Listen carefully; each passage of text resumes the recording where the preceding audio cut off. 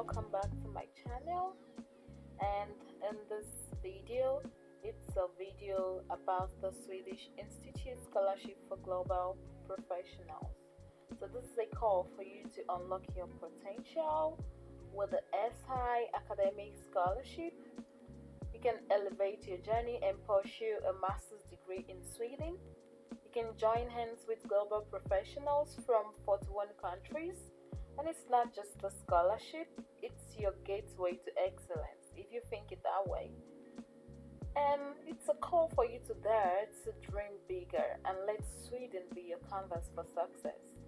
The Swedish Institute welcomes you to transform your future and shape a world of endless possibilities.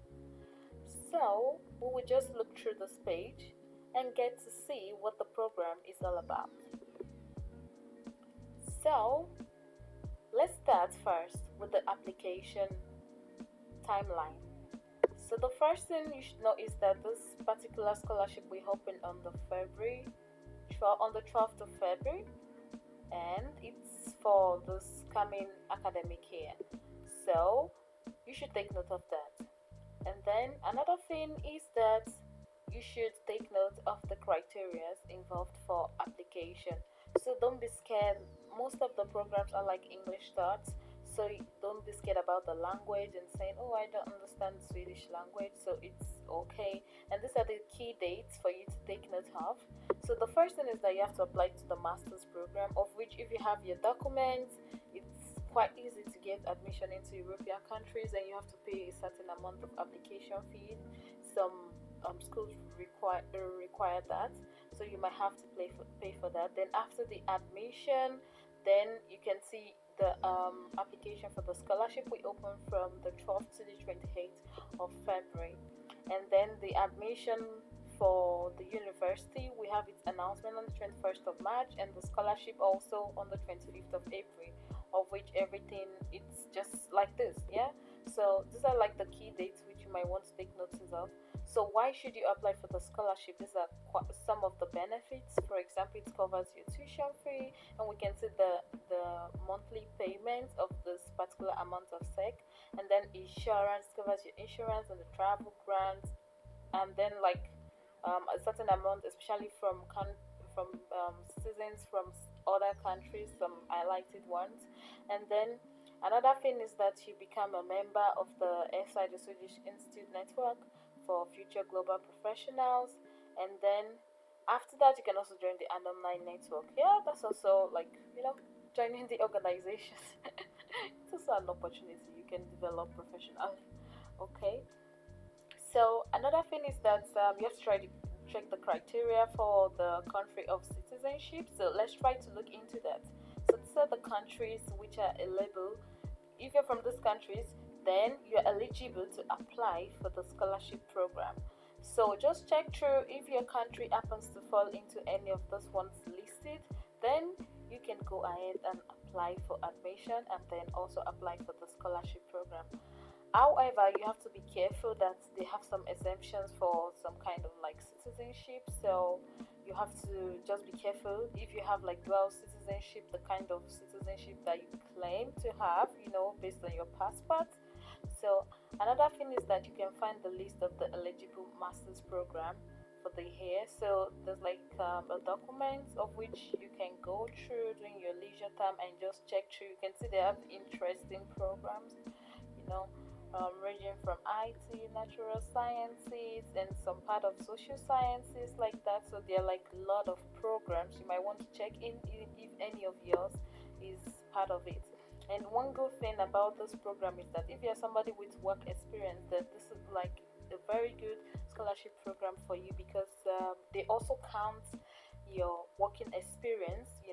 They count it as a way you have to highlight it, like the number of hours, and they also use that to consider. So it's not just your grades. So don't be scared if you don't have like a first class grade. As long as you have something close to like 2-1, and it's quite good, don't be discouraged. You can still apply for this program. Okay, so another thing which I would like you to take note of, like I said, like the work experience. So There's some kind of like information that you have to provide, like proof of work experience, and there's a way that you have to provide it. So they said for those, except for those like that have exemptions, like Armenia, some part of like Europe, like kind of, should I say, like Western Asia region, yeah. So towards that area, like they said, there's no requirement for them. For but for like other countries, so they must have at least like 3,000 hours. So you have to, you know, there's a way you calculate your work experience, and you should be able to show proof of the number of hours that you have worked, you know.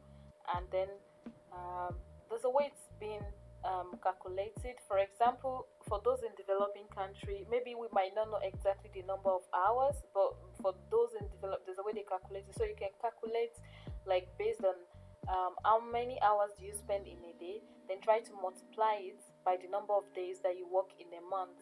So that kind of way you can try to know the kind how many hours you used to work. But I think it should be like 40 hours in a week, and then like 40 times 4, that's like in a month, which is like approximately of which you're supposed to work for a full-time job, unless you have like a part-time work. And I know for part-time work it can be like 80 hours for approximately in a month. So and for full-time is like 160 hours. So you can just use that to calculate it based on the kind of job or experience that you have. Also leadership experience. So have you been maybe in a unit and you were made the leader, even if it's like church program or like any of your religious activities or school activities or NGO activities, you can also indicate there. So another thing that you might want to take note. Okay, they put some like indication of why you are not eligible. So you have to check through. So it's not like you're wasting your time apparently. But basically, if you've been living in Sweden for quite a number of years, then you cannot apply. And also, if you've been awarded before, something like that, you cannot apply again. If you have a Swedish citizenship or you're from the EU, then you cannot apply. And also, if you have like dual citizenship in some certain countries, then you cannot apply. But definitely I believe like this opportunity is mostly for like developing countries that might really need it. So basically I would advise that those that really need it should apply for it.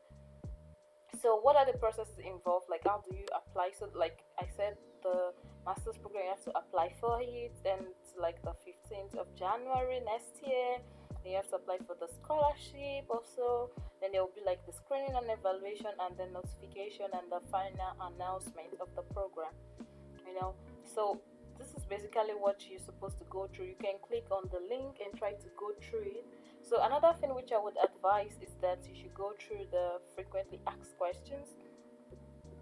So sometimes while going through the frequently asked questions, you see some questions. So it can help you. For example, some people are asking about application fee, application number, what document do I need to submit, the result of my, for example, this, okay, my English test was sent at a later date, something like that.